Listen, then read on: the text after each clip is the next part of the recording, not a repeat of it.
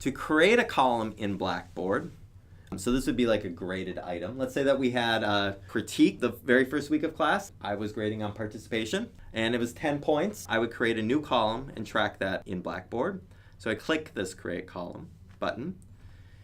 I'm going to call this 1:critique. Notice I'm using that same pattern of prefixing the thing that I'm grading with the week number. Because if I just call the critique, what week did it happen? I'm probably going to have lots of critiques in class.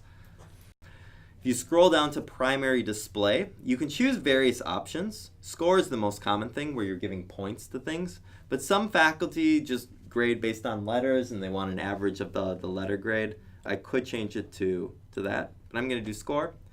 You can see a secondary display, so if I wanted to also see a percentage. The thing to know about the secondary display is that it says this display option is shown in the Grade Center only. And what this is saying really is that only instructors can see this because only instructors have access to the Grade Center. Students won't see whatever the secondary display is, so they'd have to calculate the percentage on their own. You can assign things categories, so if you do a weighted grade system where like participation is 25% of the grades, you can assign a category to it. That's a lot more complicated, so you might want to work with online learning to kind of get that set up right the first time. This is 10 points possible, so I'm going to put in that 10 points. Notice that's really the only two things that I have to do is I just have to name it and put in the points possible. I could just leave all the rest of it as is. Blackboard allows you to do rubrics. If I have a participation thing in my class every week, it might be best for me to just create a rubric so I can quickly grade everybody's participation. So that's a possibility, but I'm going to leave that blank. You can assign a due date.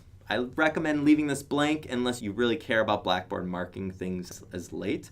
But if you do assign a due date the next time that you teach this, you're going to have to go back and change all of those due dates. I think it's just best to not do that. And then there's some extra options down here. This column to students, you can change that from yes to no to hide something from the students if you want.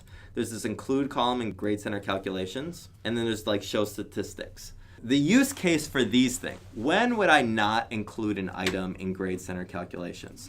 Say you teach an assignment, it kind of shows students that you've recorded something, but you don't want it to count for or against them. You can just change this from yes to no.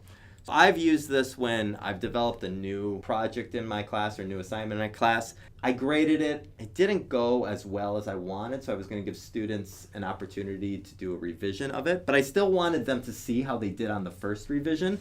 I changed this from yes to no right there. Showing this column from students, most things you're going to want to show students that affect their grade, but sometimes you have things that might affect only 1 or 2 students. If they have an accommodation like a retake on a test or something, you can create a special column and you can hide that from most students and then just only show it to students. You could also do a miscellaneous column for all your extra credit and just hide that if you need to. I use this at the very end of my class to do that grade rounding. So you know like how students might be just like 1 point away from like an A-, and I want them to see an A- as a grade. I create a miscellaneous column, and then I hide that column from students, and then I will just drop 1 point in that miscellaneous column to bump them up to that A- thing. And then the showing statistics, some people want students to see what the average grade is on something. I don't, so I just leave the defaults for all this.